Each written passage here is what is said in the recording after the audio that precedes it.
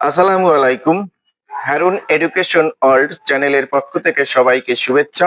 আজকের আলোচনার বিষয় ক্রয় সার্জারির অসুবিধা। এইচএসসি আইসিটি বিষয়ের ক্রয় সার্জারির অসুবিধা সমূহ, ক্রয় সার্জারির পথিকৃতগণ। ক্রয় সার্জারির অসুবিধা।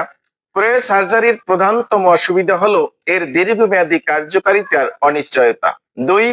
ইমেজিং পরীক্ষা সমূহের মাধ্যমে চিকিৎসকগণ টিউমার সমূহ দেখে নিয়ে ক্রয় সার্জারিকে কার্যকরভাবে ব্যবহার করতে পারলেও এটি অণুবীক্ষণিক ক্যান্সার ছড়ানোর প্রতিহত করতে পারে না।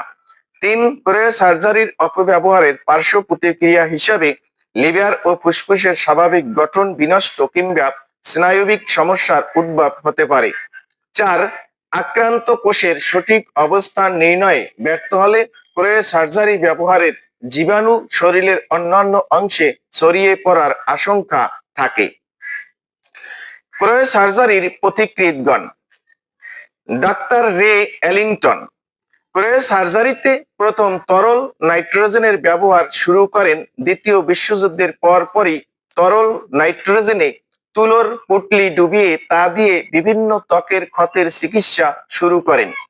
তার এই তরল নাইট্রোজেনের প্রয়োগ পরবর্তীতে ক্রয় সার্জারির জন্য তরল নাইট্রোজেনের ব্যবহার জনপ্রিয় করে তোলে। বর্তমানে সব ধরনের ক্রয় সার্জারিতেই তরল নাইট্রোজেনের ব্যবহার হয়ে থাকে।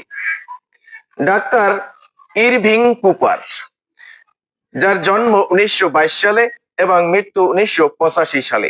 পূর্ণ নাম ডাক্তার ইরভিং এস কুপার।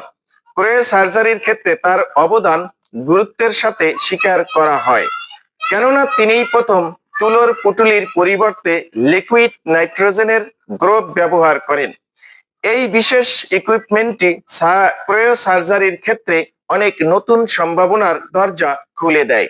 বর্তমানে ক্রয় সার্জারিতে যে ক্রায়োপ্রোব ব্যবহার হয় তা তার ব্যবহৃত ইকুইপমেন্টেরই বিবর্তিত রূপ।